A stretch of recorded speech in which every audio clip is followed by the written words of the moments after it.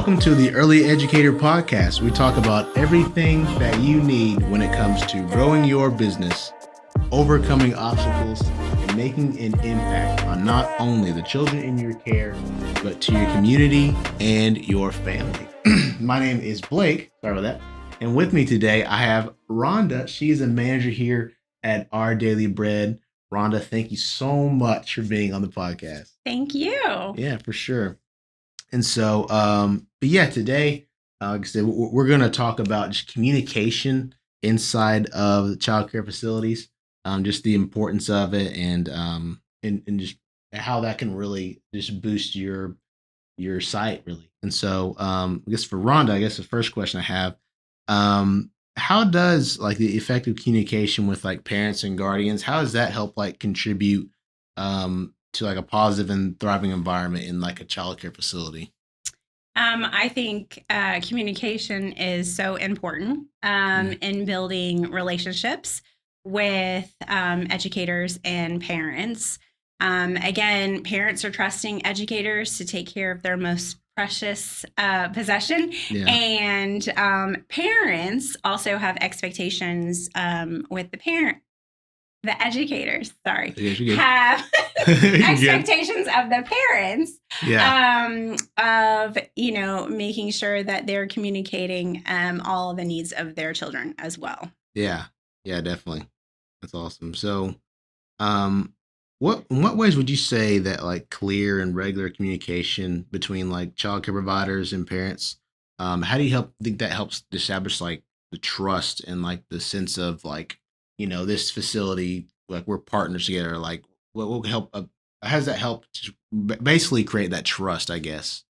Having constant communication between, again, like parents are talking to the educators about their child's needs, and then educators are explaining how, they run their facility, all of that. Mm-hmm. And there are great apps as well that a lot of educators use to help with that communication throughout the day. Mm-hmm. It's hard for parents sometimes to not know how they're doing throughout the day.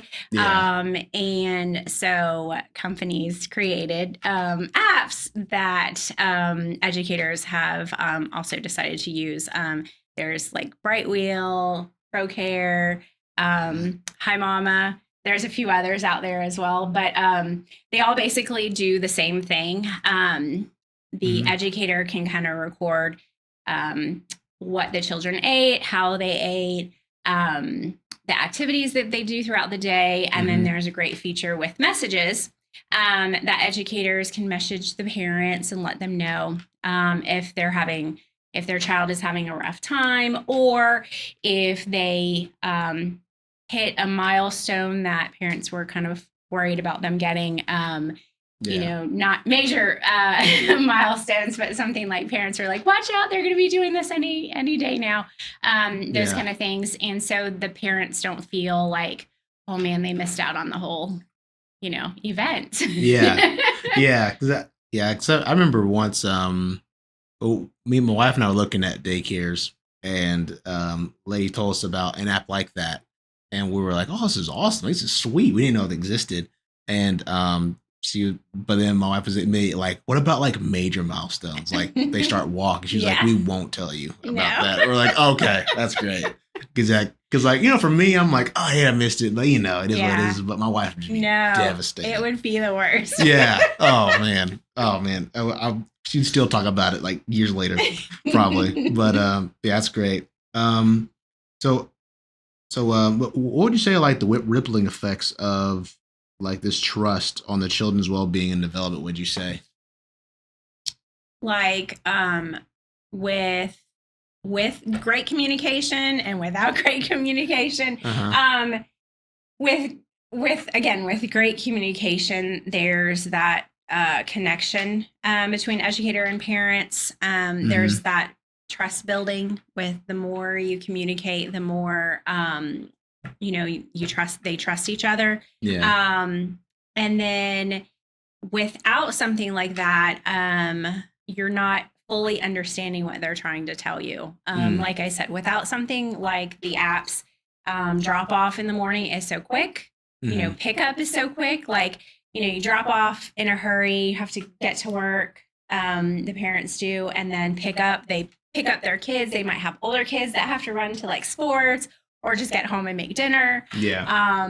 So there's that basic no time to really like communicate with them. So Gotcha. you miss out on that connection, you miss out on that relationship.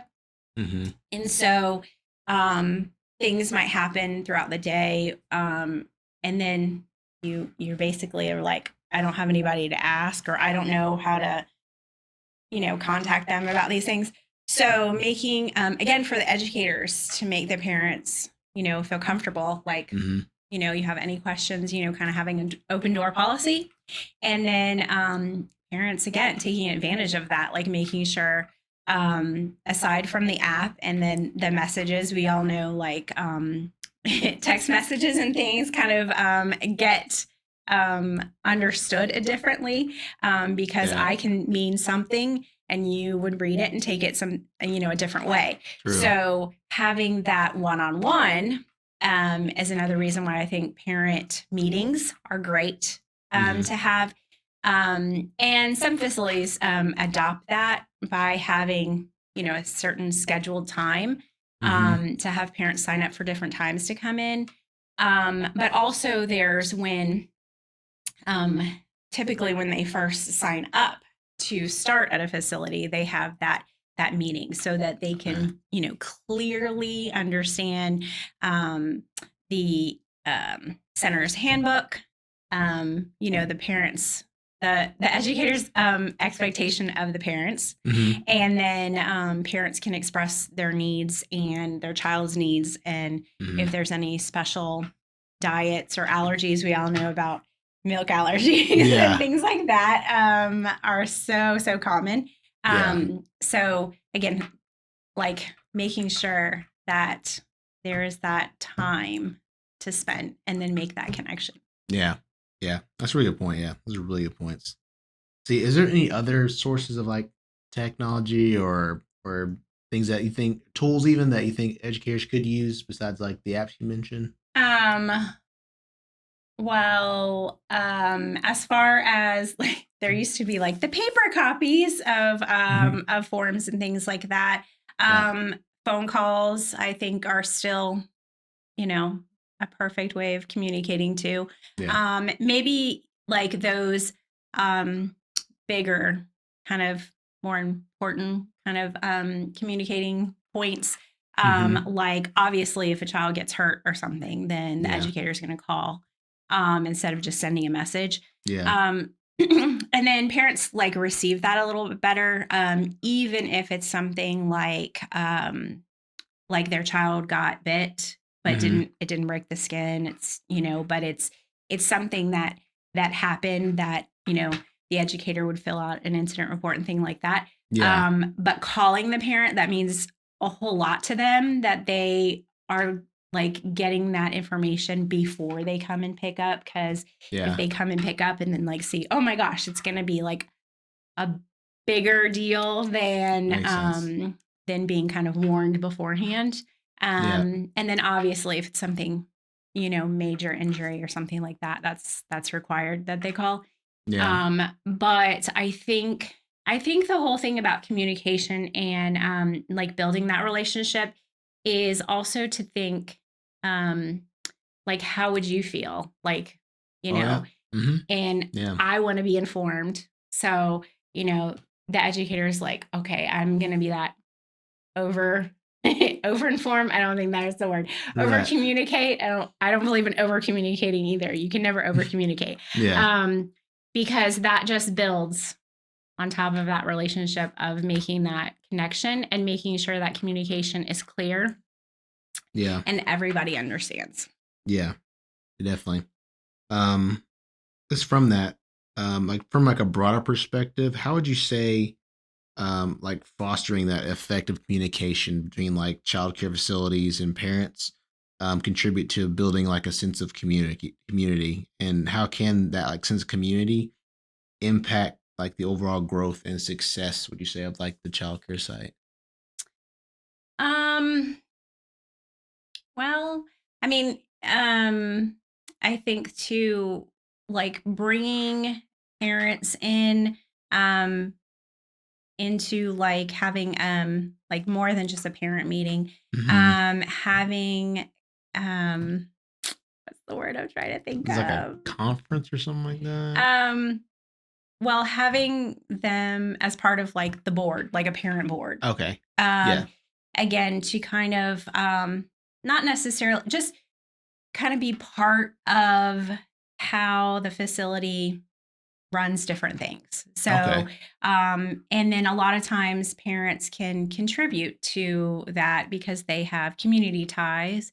Hmm. And then again, it's just making kind of bringing everybody together in in the community in the neighborhood, Yeah. and then everybody's kind of feels part of something. When you feel part of something, you want to contribute more to it, Yeah. and so you become in your facility like your own community, and then you Gotcha. kind of like broaden out through that. So that's Yeah. why building those relationships with all your parents as educators are so important, because again there's so much give and take in a relationship, but there's also it's all very positive on Hmm. how you can grow and become stronger as your community Yeah. and your facility. Yeah. That's a good point. Yeah. Good points. Good points. Well, so you mentioned this a little bit already about like bad news, giving like bad news to educators. What would you say like if you were just give like what would you say would be like your top things to remember when giving bad news? Like what would you what kind of advice would you give about it? I would say first be completely honest, Mm-hmm. and bias. Like don't I can't, of course, in a biting situation, Mm-hmm. educators have to kind of take their feelings out of it Mm-hmm. and just kind of look at the situation for what it is. Mm-hmm. Sometimes when you're like in the thick of whatever's happening, it could be a little bit chaotic. I mean, I'll just take example for biting Mm-hmm. situation. Um, once you kind of step back and realize like, this is age appropriate. I'm going to say like a 2-year old. This is age appropriate behavior because that 2-year old hasn't developed the words to be able to express themselves. So Okay. Yeah. that's their first like go to, like, I'm upset. Like you took a toy from me and like, Yeah. and then of course the other kid's going to scream and like, I don't even know what just happened, and then Yeah. the educator's Right. going to be like, oh my gosh. Um, so I think that as the educator, it's so important to, like I said, just be honest about what the situation was that happened. Mm-hmm. And I think honesty really, like, the parents really respect that.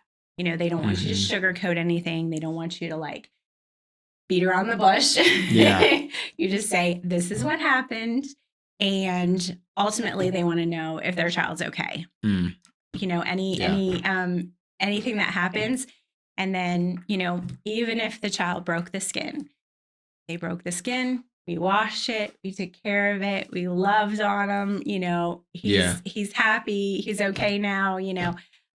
It looks bad, it'll bruise, just so they know what kind of to expect. Mm-hmm. Again, I think making sure that they know that up front before they're just like surprised when they come in to pick them up, then it's going to be Mm-hmm. like their adrenaline's going to be rushing and they're going to be like very defensive, Yeah. even though there was probably no way of stopping it because 2-year-olds Right. are 2-year-olds. Yeah. Unpredictable um, sometimes. Yeah. yes, but Yeah. as long as the educator is explaining to the parent like, this is normal behavior, Yeah. this does happen, and moving forward, these are steps that we're doing to correct this and try to handle um the fighting situations that happen. Yeah.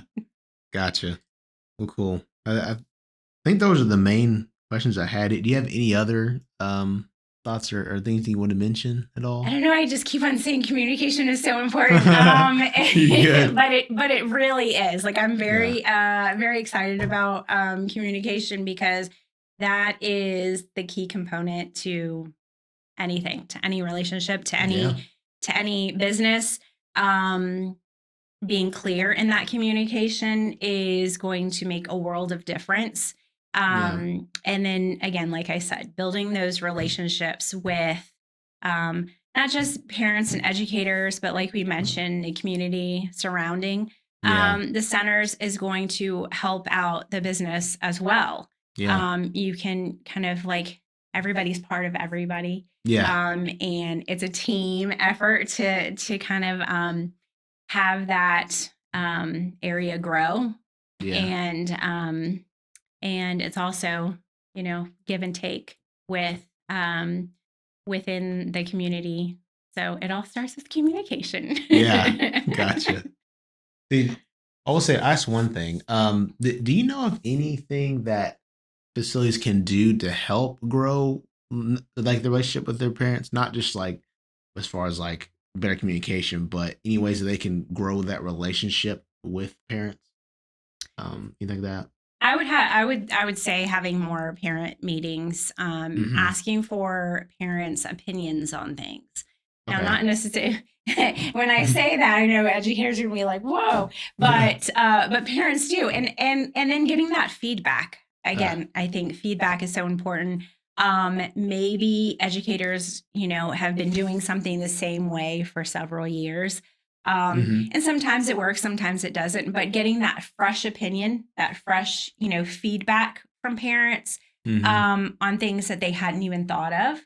And Mm. then even like baby steps, little things that they can change that will be a better improvement Okay, yeah. with that, I think is so important um, because once you have that frequent meeting, that frequent, you know, feedback, that's a great way to grow because Mm. sometimes, again, you've been doing something for the same way for so long and you go, oh, you know, it's working.